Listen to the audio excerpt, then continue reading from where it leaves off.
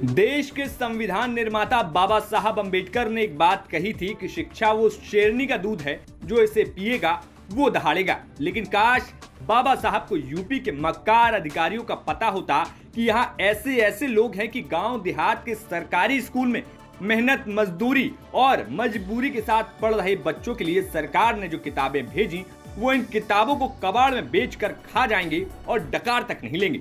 दरअसल ये पूरा शर्मनाक मामला सामने आया है बांदा बबेरू कोतवाली के हरदौली गांव से, जहां पर पुलिस को सूचना मिली कि पेट्रोल पंप के पास जो कबाड़ की दुकान है वहां पर सरकारी किताबों की खेप पहुंची है।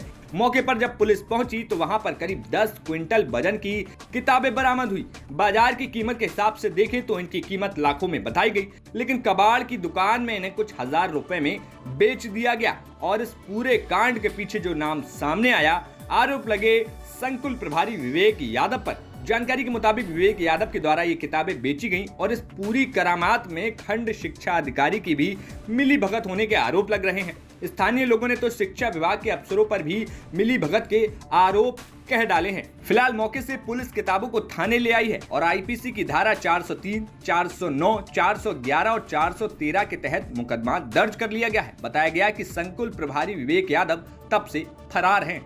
ये वहाँ पे कल एक गाड़ी से कबाड़ी की दुकान पे किताब बेचने का प्रकरण सामने आया था, जिसमें जांच में यह बात प्रकाश में आई कि खंड शिक्षा अधिकारी कार्यालय में कार्यरत विवेक यादव नाम का बाबू वो किताबें लेकर के वहाँ बेचने के लिए गया था।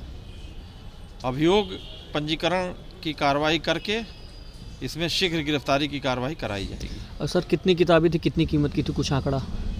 अभी करीब 5 कुंटल के करीब किताबें अभी वहाँ पे मिली हैं और भी किताबों के बारे में जांच की जा रही है कि जो वितरण के लिए किताबें आई थीं तो इनके द्वारा कहीं अन्यत्र तो नहीं बेचा गया। किस किस क्लास की किताबें थी सर? कुछ प्राथमिक विद्यालय की किताबें।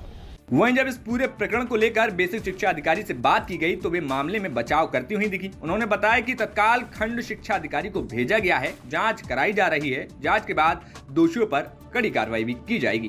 कल शाम को एसडीएम बबेरू द्वारा अवगत कराया गया कि कुछ किताबें जो कि निःशुल्क वितरण के लिए होती हैं वो कबाड़ी वाले के पास से बरामद हुई। तत्काल मैं खंड शिक्षा अधिकारी बबेरू के साथ कोतवाली पहुंची और वहाँ पूरा प्रकरण संज्ञान में लिया। कबाड़ी वाले के द्वारा जिस भी व्यक्ति का नाम लिया जा रहा है उनके खिलाफ उनके लिए जो है आख्या मांगी गई है खंड शिक्षा अधिकारी बबेरू से। आख्या प्राप्त होते ही दोषियों पर तत्काल आज कार्रवाई की जाएगी। बताया जा रहा है कि खंड शिक्षा अधिकारी के मार्फत वो किताबें बेची गई हैं। यदि ऐसी कोई बात संज्ञान में आती है, कोई बात साबित होती है, तो जो भी व्यक्ति इसमें संलिप्त है उसके खिलाफ कठोर कार्रवाई। मैडम कितनी किताबें थी और उनकी क्या कीमत, कितनी कीमत में बेचा था उन्होंने? ये आख्या आ जाने दीजिए, ये आख्या आने पे ही पूरा। फिर भी एक अनुमान आपके मुताबिक? नहीं, आख्या जब तक नहीं आएगी तब तक। पुलिस का कहना है, पुलिस उपाधीक्षक का, कि अभी उस एरिया में और भी किताबें मिलने की सूचना मिल रही है। अच्छा। छापे डाले जाने, क्या आपको इसकी जानकारी है? नहीं।